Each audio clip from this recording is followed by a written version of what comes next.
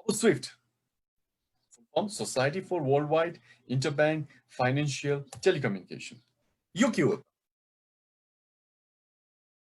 Swift भनेको पनि एक किसिमको पेमेन्ट इन्स्ट्रक्सन हो।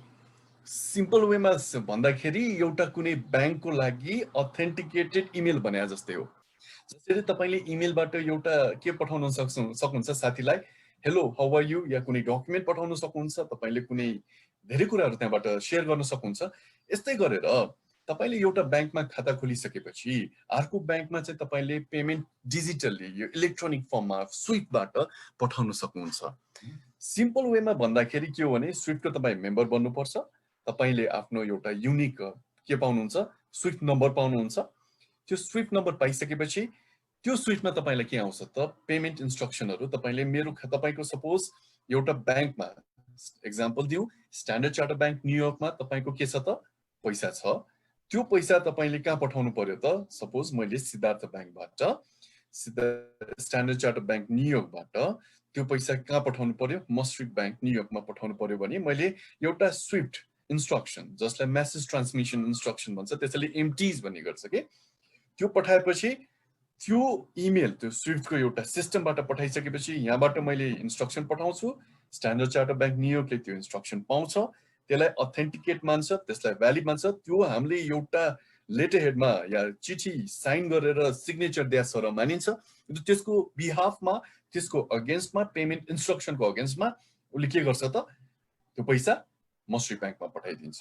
यो एउटा electronic authenticated, considered to be quite reliable, केही इश्यूजहरू त आएका छन्, but still this is very safe and reliable, जहाँबाट चाहिँ एउटा ब्याङ्कबाट अर्को ब्याङ्कमा एउटा फाइनेन्सियल इन्स्ट्रक्सन पठाउने इलेक्ट्रोनिक माध्यम हो है। यति यसपछि म अब म एउटा स्विफ्ट कसरी प्रोसेस्ड हुन्छ त, एउटा एक्जाम्पलबाट म सिकाउँछु, एक्सप्लेन गर्छु। यो ब्याङ्कर्सहरूलाई त थाहा छ होला, यहाँ ब्याङ्कर्स नन ब्याङ्कर्स सबै हुनाले यो बेसिक रेमिटेन्स। सपोज यो लेडी हुनुहुन्छ, उहाँलाई चाहिँ के गर्नु पर्यो भने नेपालमा आफ्नो परिवारको लागि पैसा पठाउनु पर्यो, ठिक छ। पैसा पठाउनु परेपछि स्विफ्टको लागि चाहिँ आजको आवश्यकता भनेको के छ भने, रेमिटेन्स भन्ने बित्तिकै तपाईँले दुईटा पार्टी त बुझिहाल्नुहुन्छ, बेसिकली ओरिजिनेटिङ पठाउने र फाइनल रिसिपिएन्ट पाउने व्यक्ति त हुनु पर्यो। पठाउने व्यक्ति र पाउने व्यक्ति छन्, ठिक छ। अब युएसएबाट मिस एक्सले घरमा आफ्नो परिवारलाई पैसा पठाउनु पर्यो भने उहाँ के गर्नुहुन्छ त, उहाँको एउटा त के भयो त, अघि मैले भने जस्तै सेन्डर र रेसिपिएन्ट दुईटैको युनिक आइडेन्टिफिकेसन नम्बर हुनुपर्छ भन्छन्। त्यसैले अहिले हामी धेरै ब्याङ्कहरूले के गर्छौँ त, अकाउन्ट नम्बर हुनुपर्छ भनेर स्ट्रिक्टली भनेको छौँ, किनभने account number is unique for every customer. So उहाँ जानुहुन्छ, सपोज एउटा एक्जाम्पल दिउँ, उहाँ जानुहुन्छ स्ट्यान्डर्ड चार्टर्ड ब्याङ्क न्युयोर्कमा, उहाँ न्युयोर्कमा बस्नुहुन्छ, काठमाडौँमा उहाँले चाहिँ आफ्नो परिवारलाई $2000 पठाउनु छ।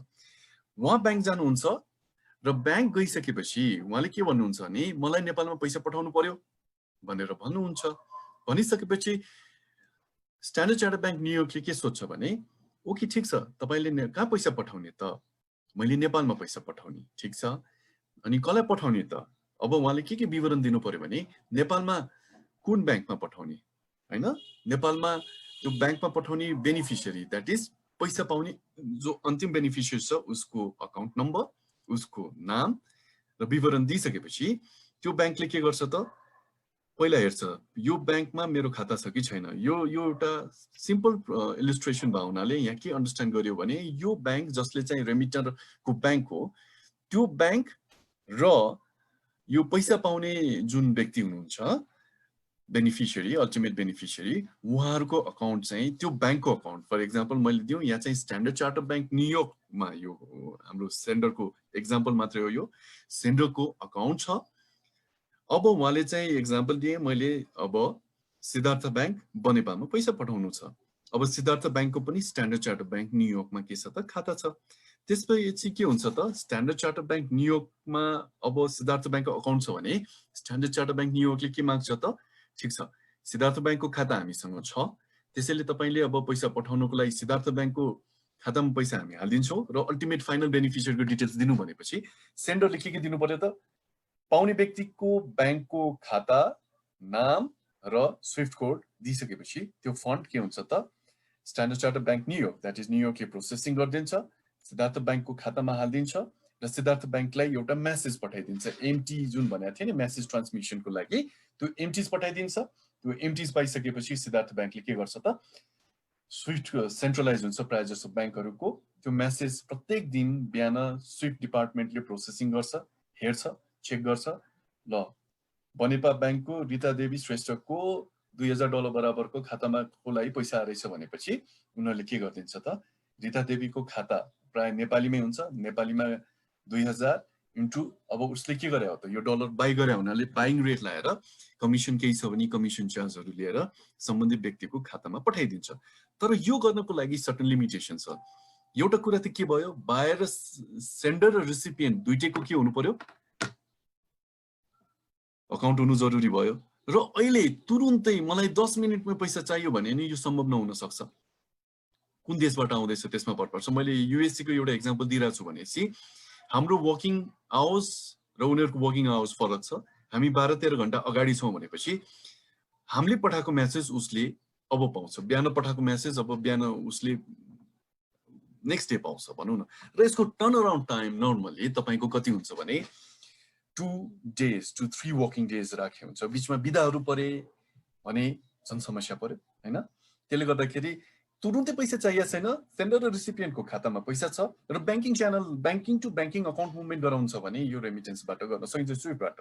तर अब कसैले तुरुन्तै पैसा चाहियो र त्यो व्यक्तिको नेपालमा न खाता छ न पठाउनेको कुनै खाता छ भनेपछि SWIFT may not be possible. त्यसैले स्विफ्ट भनेको नर्मली बैंकिङ ह्याबिट भएका बैंकमा कारोबार गरिरहनेलाई पोसिबल हुन सक्छ भने नभएकोलाई यो सम्भव नहुन सक्छ। नेपालको कन्टेक्स्टमा एमटीज नर्मली एमटी 103 र एमटी 202 गरेर दुईटा मोडबाट आउँछ। एमटी 103 भनेको चाहिँ एउटा इन्डिभिजुअल टु कस्टमर मुभमेन्टको लागि एउटा फर्मेट छ, त्यो फर्मेटमा आउँछ भने अब भोलि स्ट्यान्डर्ड चार्टर्ड बैंकले सिद्धार्थ बैंकको खातामा पैसा राखिदिन्छ, बैंक टु बैंक कारोबार देखाइन्छ, या सिद्धार्थ बैंकबाट भनौँ न नबिल बैंकमा पैसा पठाएको देखाउनु पर्छ भने एमटी 202 हुन सक्छ है।